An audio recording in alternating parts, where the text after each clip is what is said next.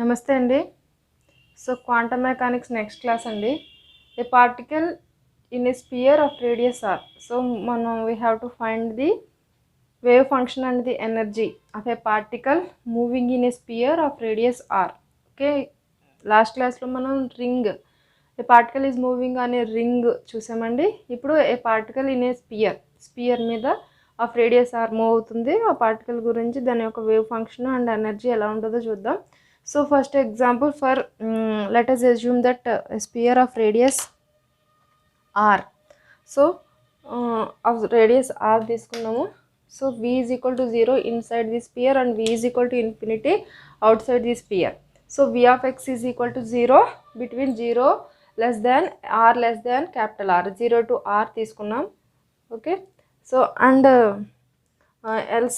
elsewhere ఎంతండి, infinity కింద తీసుకున్నాం. So that is the required sphere of radius r. Okay, first we have to find the Schrodinger wave equation. So Schrodinger wave equation ఏంటండి, del square psi is equal to del square psi plus 2m e minus v by h cut square is equal to 0. So ఇదంతా derivation ఒకసారి చేసేసుకున్నామంటే మనకి ఆ equations అనేవి గుర్తుంటాయి. బట్టి పడితే ఎన్నని బట్టి పడతాం, బట్టి పట్టలేం కాబట్టి ఒకసారి మనం డెరైవ్ చేసుకుని చూద్దాం. So v is equal to 0 కాబట్టి so that is equal to ఎంత అవుతుందండి మనకి, del square psi plus 2m e by h cut square is equal to 0. So here del square ఇదేంటండి, ఒక sphere having radius, but it is a 2 dimension board కాబట్టి మనకి తెలియదు, ఒక సర్కిల్లా కనిపిస్తుంది. బట్ మనం we have to assume that it is a sphere కింద ఎజ్యూమ్ చేయాలి. సో స్పెరికల్ కోఆర్డినేట్ సిస్టంలో డెల్ తీసుకోవాలి. We know that del square in Cartesian coordinate system and cylindrical coordinate system and also the spherical coordinate system. So del square is equal to ఎంత అవుతుందండి, spherical coordinate సిస్టంలో 1/r² do by do r square do by do r plus 1/r² sine theta do by do theta sine theta do by do theta plus 1/r² sine square theta do square by do phi square.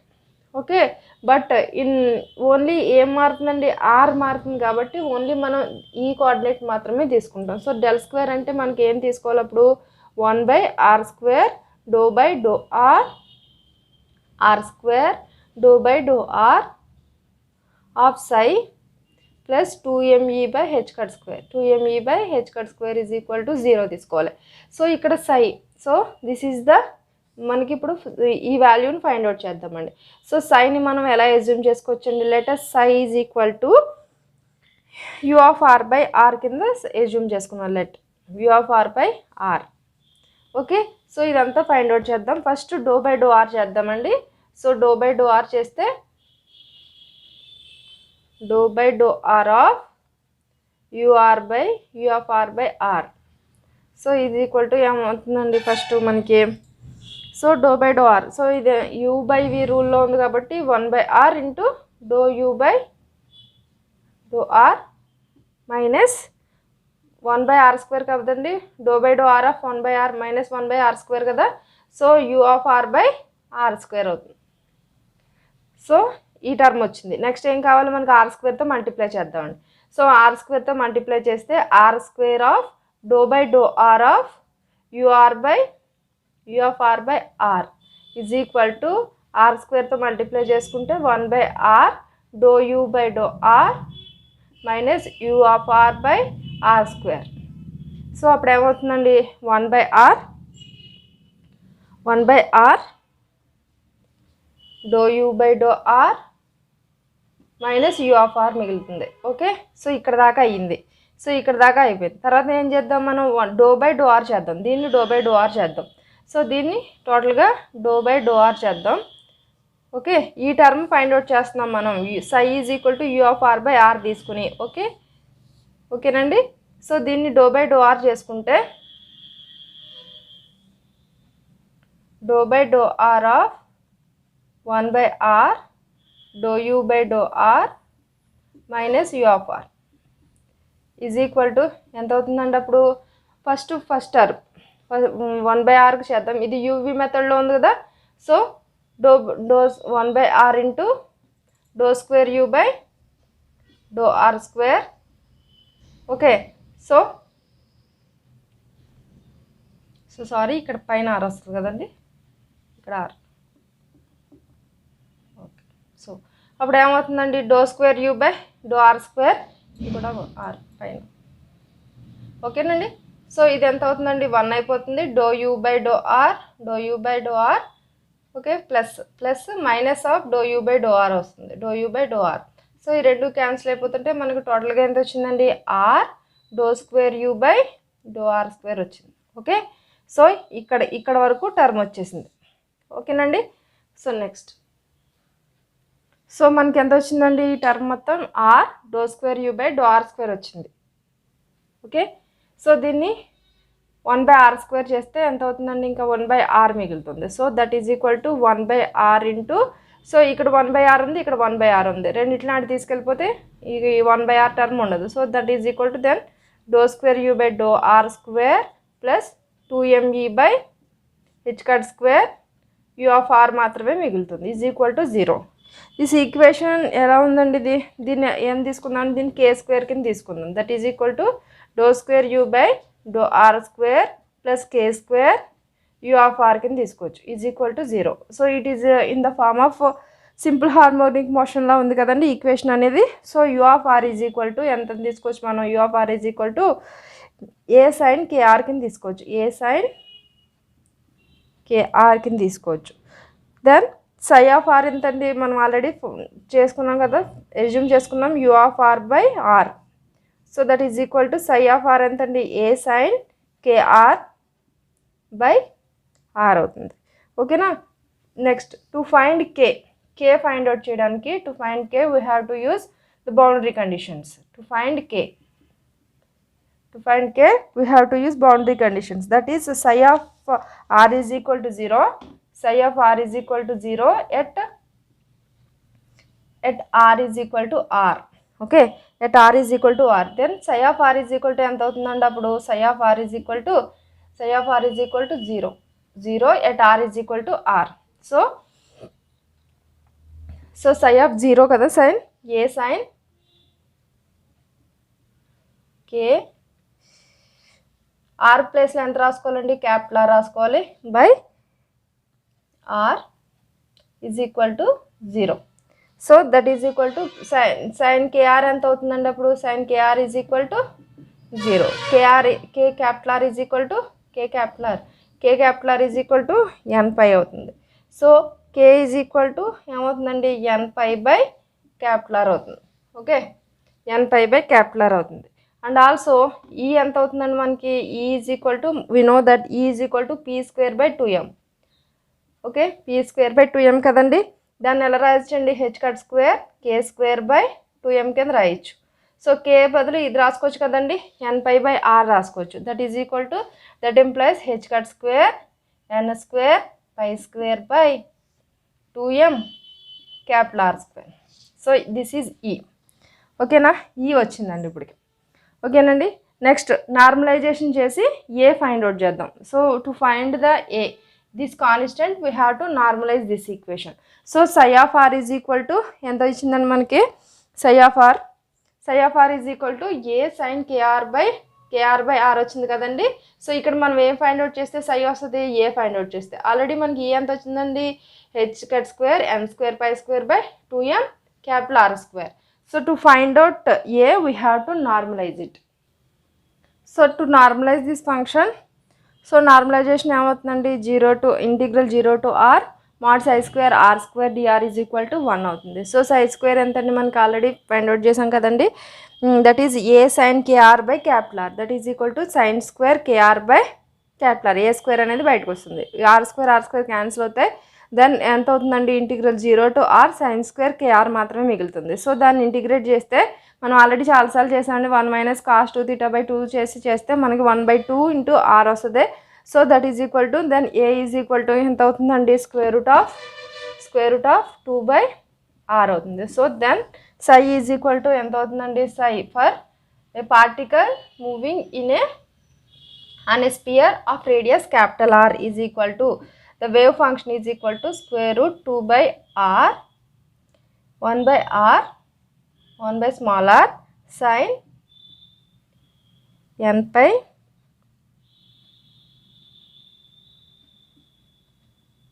r by capital R. Okay, and E is equal to n square pi square h cut square by 2m capital R square. Okay na? So n square pi square h cut square by 2m capital R square. sin k r కాదండి, sin k r బదులు k బదులు n pi by capital R రాసుకున్నాను. So that is the equation for the wave functional energy for a particle moving అనే spear of radius are. ఈ derivation అంతా మనకు అవసరం లేదు, బట్ ఓన్లీ ఈ 2 టర్మ్స్ గుర్తుపెట్టుకోవడానికి మనం ఇదంతా చేసుకోవచ్చు. ఓకేనా? సో సై మారుతుంది, ఈ మాత్రం ఇంచుమించు అలాగే ఉంది, n square pi square h cut square 2mr square. ఓకేనా? నెక్స్ట్ అండి, సో నెక్స్ట్ అండి very very important topic, identical particles.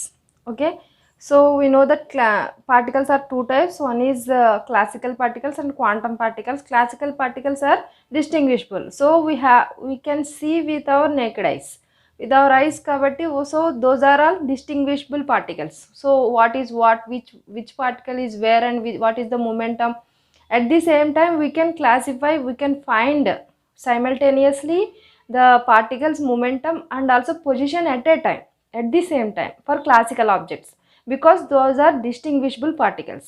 So and also the distance, so in that classical object, classical particles, so these two are classical particles anukondi. So this, the distance between the two particles is r and the wavelength is lambda is de Broglie wavelength ante. The distance between the two particles is much greater than the de Broglie wavelength in classical objects, in classical particles. So we can distinguish which particle is where, which is A particle and which is B particle. We can distinguish because the distance between the two particles is much greater than the wavelength, de Broglie wavelength.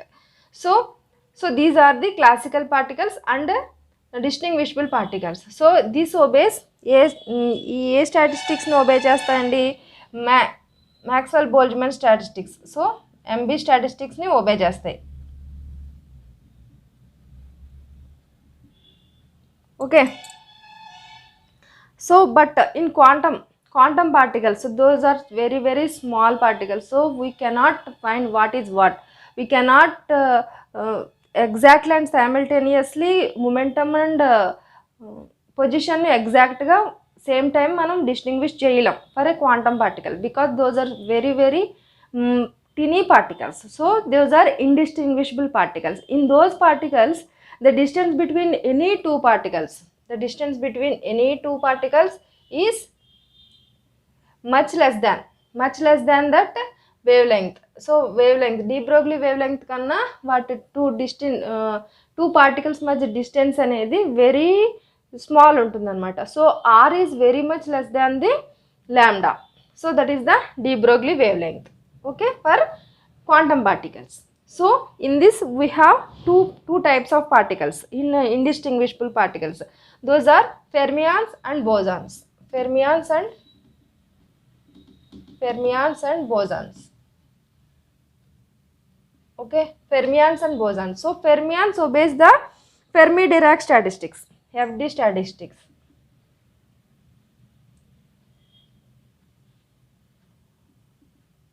And these obeys the Bose-Einstein statistics, Okay, so fermions have spin has nh by 2, where n is equal to 1, 3 etc ఉంటుంది. And its psi, total psi ఏమవుతుందండి, psi is its wave function is anti-symmetric ఉంటుందండి for fermions, anti-symmetric. Very very important, కొంచెం జాగ్రత్తగా వింటేనే అర్థమవుతుందండి. Next ఇట్ల మీద బోల్డ్ problems చేయాలి మనం.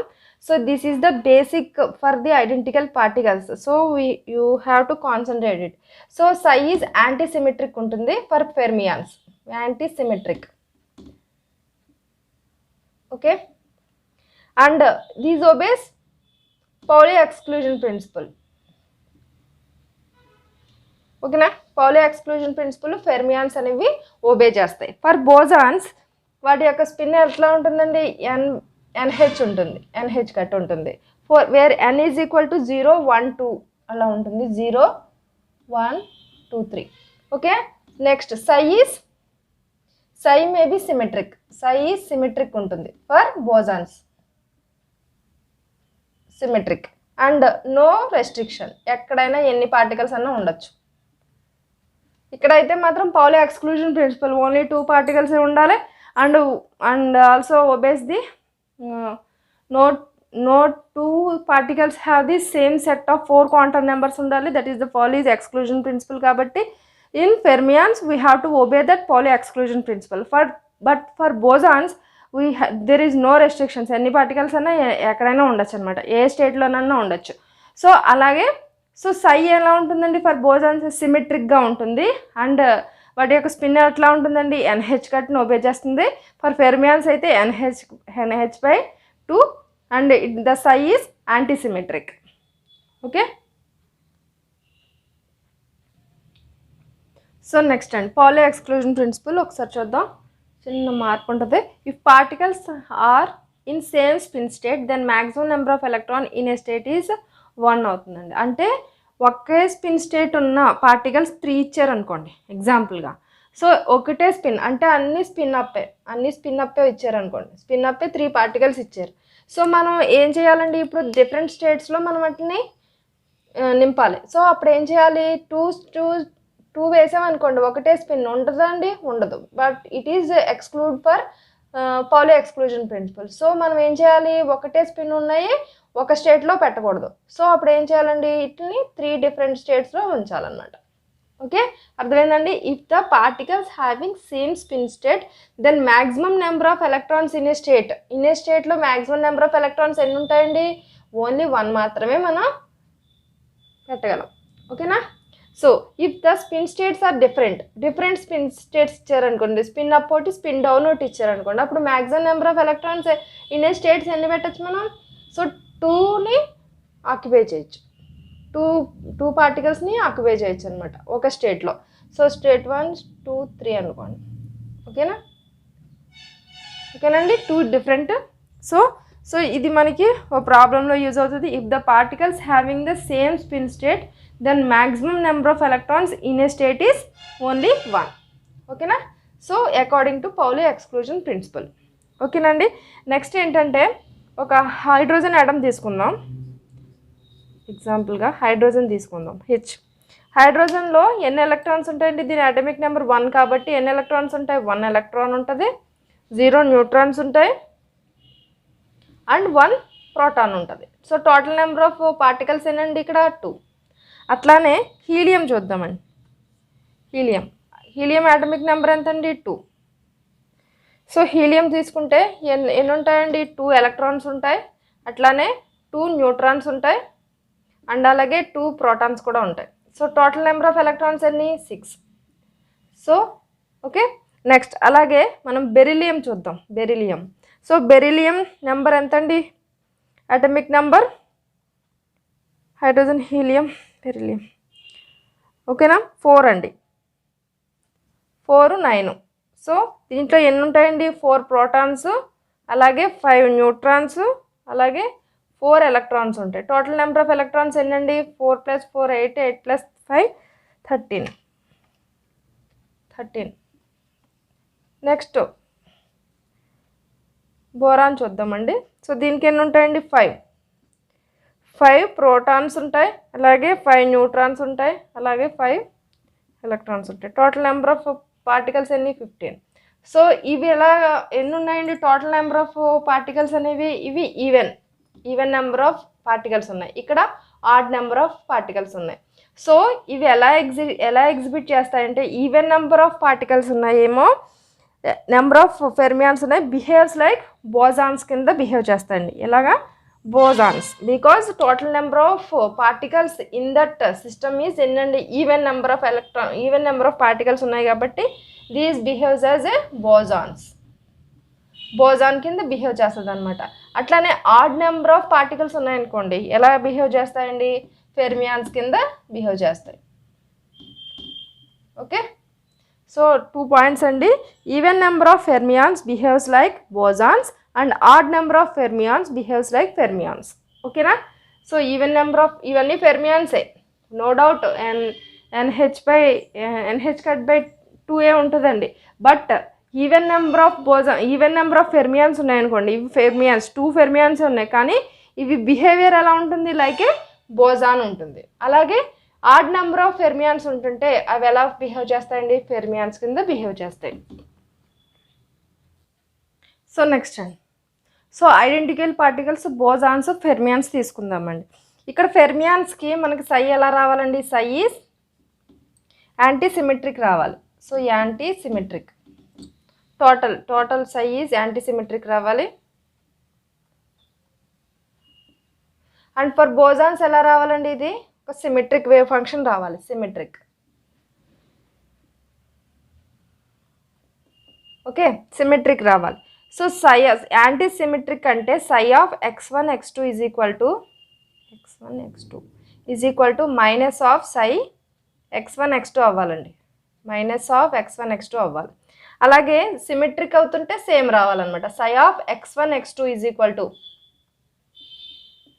సై ఆఫ్ x1 x2 రావాలి, మైనస్ ఉండదు.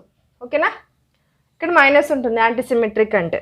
సో సై టోటల్ని మనం ఎలా తీసుకోవచ్చండి, psi space into psi spin తీసుకోవాలండి. ఓకేనా?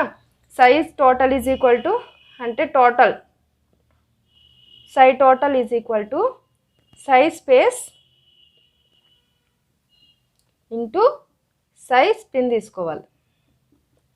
ఓకేనా? ఇక్కడ కూడా అంతే, same psi total is equal to psi space into psi spin. ఇక్కడ ఏం రావాలండి మనకి, సై టోటల్ ఎప్పుడు మైనస్ రావాలి. ఓకే, మైనస్ రావాలి. ఓకేనండి? సో దాని గురించి అంటే ఇక్కడ మైనస్ రావాలి. ఇక్కడ మైనస్ రావాలంటే మనం ఏం చేయాలి, సో మైనస్ అంటే ప్లస్ ఇంటూ మైనస్ మైనస్ఏ, అలాగే మైనస్ ఇంటూ ప్లస్ మైనస్ఏ. అంటే ఇది ప్లస్ అయితే ఇది మైనస్ అవ్వాలి, ఇది మైనస్ అయితే ఇది ప్లస్ అవ్వాలి. ప్లస్ అంటే ఏంటి, సిమెట్రిక్ అంటే సై స్పేస్ సిమెట్రిక్ అయిందనుకోండి, సై స్పిన్ ఏమవ్వాలండి, యాంటీ సిమెట్రిక్ అవ్వాలి. అలాగే సై స్పేస్ కనుక యాంటీ సిమెట్రిక్ అయిందనుకోండి, సై స్పిన్ ఏమవ్వాలి, సిమెట్రిక్ అవ్వాలి. ఓకే, అంటే 2 ప్రాబబిలిటీస్ ఏంటి, సై టోటల్ అనేది మనకి ఏం రావాలి, యాంటీ సిమెట్రిక్ రావడానికి సై స్పేస్ సై స్పిన్ ఎలా ఉండాలి. ఓకేనా? సై స్పేస్ ఇంటూ సై స్పిన్ ఎలా, సై టోటల్ ఏంటండి, సై స్పేస్ ఇంటూ సై స్పిన్. ఓకేనా? సో సై స్పిన్ అనేది for fermions it should be anti symmetric అవ్వాలంటే మనకి 2 ప్రాబబిలిటీస్. సై స్పేస్ కనుక సిమెట్రిక్ అవుతుంటే సై స్పిన్ ఖచ్చితంగా యాంటీ సిమెట్రిక్ అవ్వాలి, ఎందుకంటే ప్లస్ ఇంటూ మైనస్ కాబట్టి. ఓకేనా? యాంటీ సిమెట్రిక్ అవ్వాలి కాబట్టి. అలాగే మైనస్ అవుతుంటే ఇక్కడ ఏమవ్వాలండి, సై స్పిన్ అనేది సిమెట్రిక్ అవ్వాలి. అలాగే ఇక్కడ చెప్పండి మీరు, ఇక్కడ ఏం రావాలి మనకి, సై అనేది సిమెట్రిక్ రావాలంటే సై స్పేస్ ఏమవ్వాలండి, సిమెట్రిక్ రావాలంటే ప్లస్ ఇంటూ ప్లస్ కానీ ప్లస్ రావాలన్నమాట, ప్లస్ రావాలి. అంటే ప్లస్ ఇంటూ ప్లస్ కానీ మైనస్ ఇంటూ మైనస్ కానీ, అంటే సిమెట్రిక్ కానీ యాంటీ సిమెట్రిక్ కానీ. Okay, so for bosons the total wave function psi must be symmetric. For that, psi space and psi spin must be in the same, both either are same symmetric అవ్వాలి లేకపోతే anti symmetric అవ్వాలి. అదే మనకి ఫెర్మియాన్స్కి అయితే మాత్రం సై total అనేది ఎప్పుడు కూడా యాంటీ సిమెట్రిక్ అవ్వాలి. సో సై స్పేస్ సై స్పిన్ అనేది నేదర్ దిస్ నార్ దిస్ అలా అవ్వాలి, సిమెట్రిక్ ఒకటి యాంటీ సిమెట్రిక్ ఒకటి సిమెట్రిక్ ఒకటి. ఓకేనండి, clear? So symmetric both are symmetric అవ్వాలి లేదా ఆర్ అనమాట, అంటే ఈ ప్రాబిలిటీ కానీ. ఓకేనా? సో మనం ఏదనేది డిసైడ్ చేయలేం, కాకపోతే ఇలా ఉండొచ్చు. ఓకేనా? But we know that psi total is equal to psi for bosons it should be symmetric and for fermions it should be anti symmetric. దాన్ని బట్టి మనం ఇలా క్లాసిఫై చేసుకుని అజ్యూమ్ చేసుకున్నాం అనమాట. Psi total is equal to symmetric కానీ symmetric కానీ, antisymmetric కానీ యాంటీసిమెట్రిక్ కానీ. ఓకేనా? సో నెక్స్ట్ అండి, హౌ టు కన్స్ట్రక్ట్ సైజ్ స్పేస్ని ఎట్లా కన్స్ట్రక్ట్ చేయొచ్చు. So space wave function, so 2 types ఉంటుంది. ఒకటి symmetric wave function and also antisymmetric wave function. First symmetric wave ఫంక్షన్కి మనం చూద్దాం. ఫస్ట్ మనం ఏం తీసుకుందామంటే all are in the same state. First condition, all are in the same state. All are in the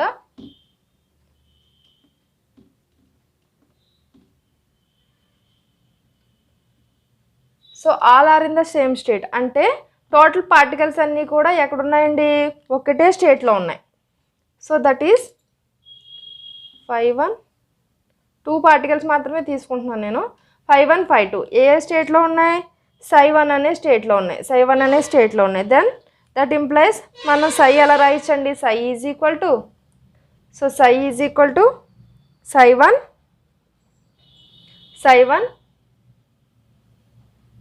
φ1.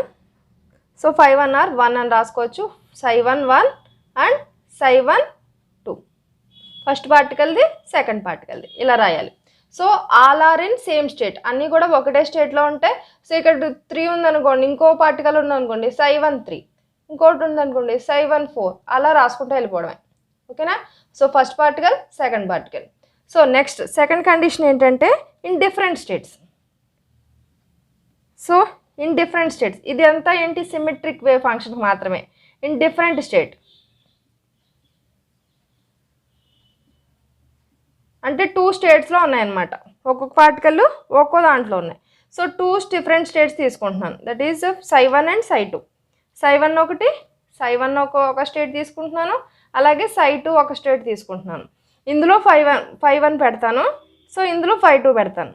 అలాగే ఉండాల్సిన అవసరం లేదు కదండి.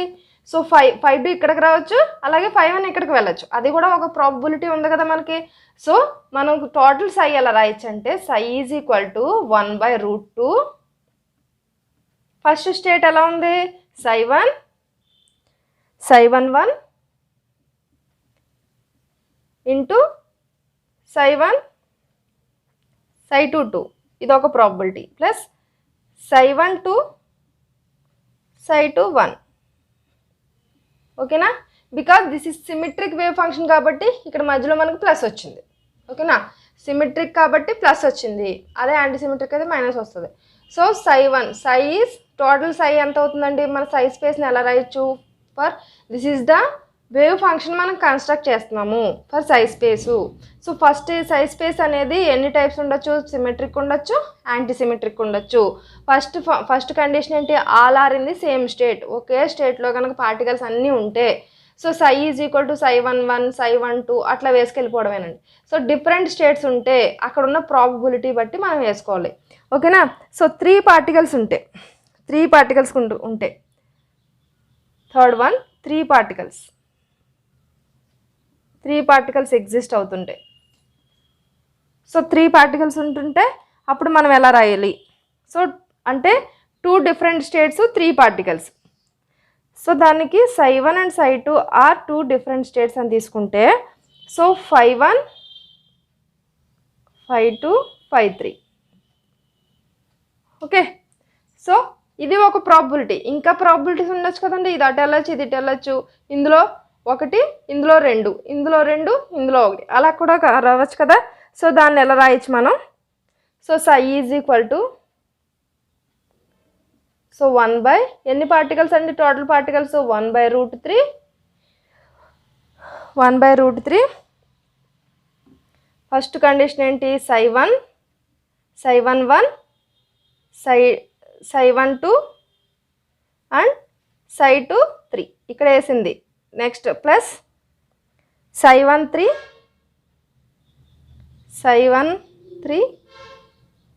ψ1 1 అండ్ ψ2 2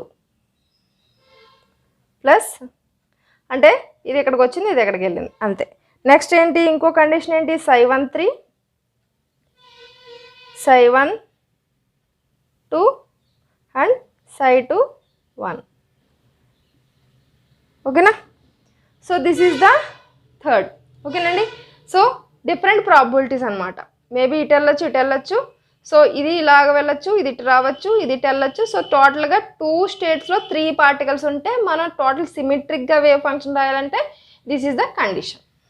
ఓకే, ఒకే స్టేట్లో ఉంటే ψ11 ψ12 అట్లా రాసుకెళ్ళిపోవడం. డిఫరెంట్ స్టేట్స్ ఉంటే ఎన్ని ప్రాబిలిటీస్ ఉన్నాయో అన్ని రాయాలి, కాకపోతే మధ్యలో ప్లస్ గుర్తు ఉండాలి. ఓకేనా? So this is the symmetric wave function, space wave function రాయడానికి కండిషన్స్. ఓకేనండి? సో అలాగే యాంటీ సిమెట్రిక్ వేవ్ ఫంక్షన్ రాయడానికి కండిషన్స్ చూద్దాం. ఫస్ట్ టూ డిఫరెంట్ స్టేట్స్లో 2 పార్టికల్స్ ఉన్నాయి చూద్దాం. ఓకేనా? So for anti symmetric space wave function first condition ఏం తీసుకున్నాను, these 2 are in different states. Two particles different స్టేట్స్లో తీసుకున్నాను. Then total ψ is equal to 1/√2 ψ1 1 ψ2 ఇందాక వేసినట్టే సేమ్ ψ11 ψ22.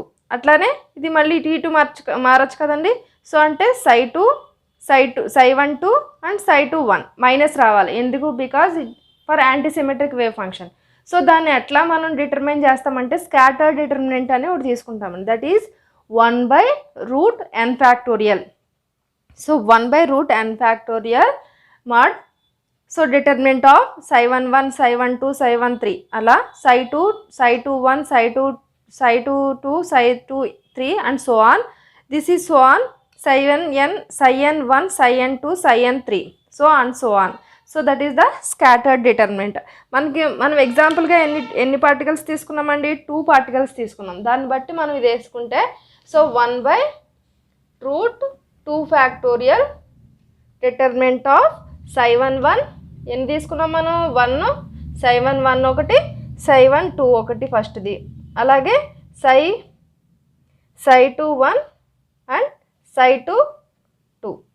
సో ఈ డిటర్మినెంట్ ఎంత అవుతుందండి? 1/√2 factorial. So that is equal to determinant ఎంత అవుతుంది? ψ11 into ψ11 so ψ22 minus ψ12 and ψ21. So ఈ రెండు ఒకటే కదండి.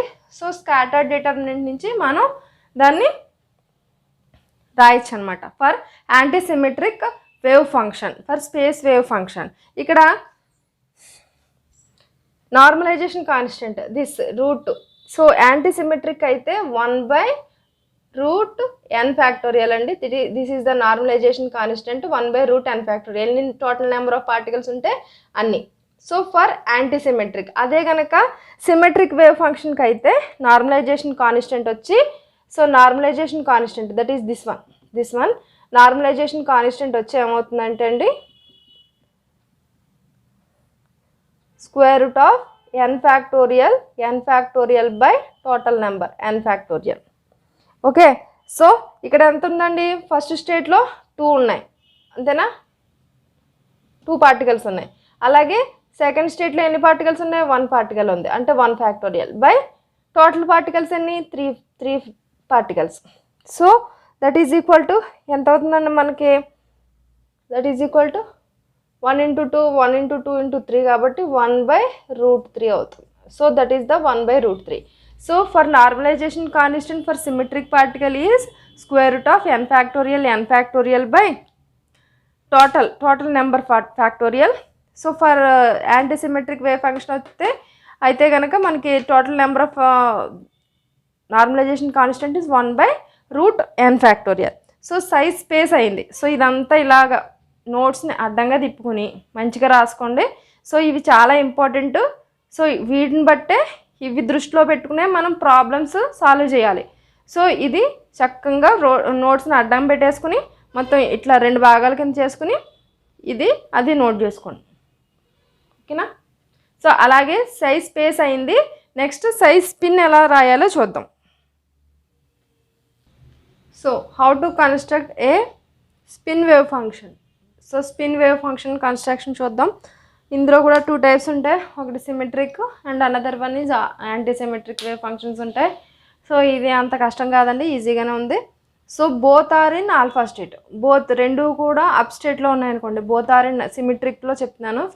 First condition both are in alpha alpha స్టేట్లో ఉంటే alpha is equal to total wave function is equal to spin up and spin up α1 × α2. Okay. So అలా కాక both are in beta state, రెండు కూడా డౌన్ స్టేట్లో ఉంటాయి. సో బీటా స్టేట్లో కనుక ఉంటే beta is equal to beta 1 beta 2, beta is equal to beta 1 into beta 2. So both are in different states in సిమెట్రిక్లో both are in different states ఉంటాయి. So ఆల్ఫాలో ఒకటి బీటాలో ఒకటి. So 1/√2 alpha 1 beta 2 and beta 2 and beta 1, అలాగే ఇంకో probability కూడా ఉంటుంది కదా beta 1 and alpha 2. So symmetric కాబట్టి ప్లస్ అండి. ఓకేనండి. So next antisymmetric wave function ఏంటి, both are in different states and one is alpha and one is beta అనుకోండి. So both are in different స్టేట్స్లో తీసుకుంటున్నా. అప్పుడు యాంటీసిమెట్రిక్ వేవ్ ఫంక్షన్ ఎలా రాయొచ్చండి, 1/√2 alpha 1 beta 2 minus వస్తుందండి అక్కడ beta 1 alpha 2, that is equal to 1/√2 spin up spin down minus spin down spin up. ఓకేనా, spin down. ఓకేనండి. So for example చూద్దామండి, ఒక చిన్న ఎగ్జాంపుల్ చూద్దాం. So S1 is equal to half and S2 is equal to half. ఇది note చేసుకోండి మంచిగా. So ఈజీగానే ఉంది. Both are in alpha state అయితే స్పిన్ అప్ స్టేట్స్లో, అండ్ బోత్ ఆర్ ఇన్ సిమెట్రిక్లో అయితే బీటా స్టేట్లో స్పిన్ డౌన్ స్టేట్లో, బోత్ 2 డిఫరెంట్ స్టేట్స్లో అయితే మధ్యలో ప్లస్ వస్తుంది. అదే కనుక యాంటీసిమెట్రిక్ అయితే మైనస్ వస్తుంది. ఓకేనా.